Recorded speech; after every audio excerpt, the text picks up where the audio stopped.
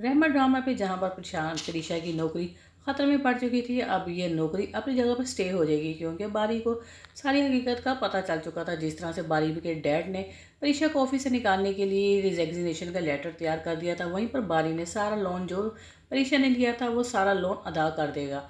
बारी जब वो लोन अदा कर देगा तो प्रीशा को बहुत ज़्यादा एक बार फिर बारी पे गुस्सा आएगा और वो गुस्से से बोलेगी कि मुझे ये सब कुछ नीचा दिखाने की खातर तुमने ये लोन दिया है। बारी अपने कानों पे हाथ लगाते हुए कहेगा, प्रीशा ये तुम्हारी गलत सोच है, मैंने बिल्कुल भी ऐसा नहीं किया है। मैंने सिर्फ इसलिए कि तुम्हें अब तुम्हारा लोन अदा किया है ताकि तुम्हारी नौकरी ना जाए, क्योंकि मैं जानता हूँ तुम्हारे घर में तुम वाहिद कफ़ील हो जो अपने पूरे घर का खर्चा उठा रही हो, और मैं नहीं चाहता कि ये नौकरी तुम्हारे हाथों से जाए।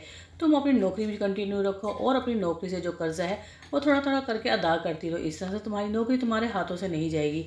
प्रीशा जब ये सुनेगी तो मुस्कुरा देगी और वहीं पर बारी जब ऑफिस से निकलेगा तो करीम मिलेगा। करीम बारी को वो तस्वीरें देगा जो उसने एआई से गलत तरीके से प्रीशा के साथ किसी लड़के की बनाई थी। जब बारी ये देखेगा तो बारी को तो प्रीशा का सारा पता होता है कि ये लड़की किस करेक्टर की है, इसलिए ये तस्वीरें देखकर बिल्कुल भी परेशान नहीं होगा क्योंकि वो प्रीशा को बहुत अच्छे तरीके से जानता है। इसी वजह से बारी करीम को पकड़ेगा और उसे गुस्से से बोलेगा और कहेगा, मुझे बताओ किसने तुम्हें मजबूर किया है ये तस्वीरें बनाने में। करीम डर जाएगा और डरते हुए अनाया का नाम दे देगा। जब अनाया का नाम देगा तो बारी की तस्वीर लेगा, अनाया के घर जाएगा और गुस्से से वहाँ पर बोलेगा। अनाया का डैड और मॉम कहेंगे, तुम्हारी हिम्मत कैसे हुई हमारे ही घर में खड़े होकर तुम हमारी बेटी पर चला रहे हो।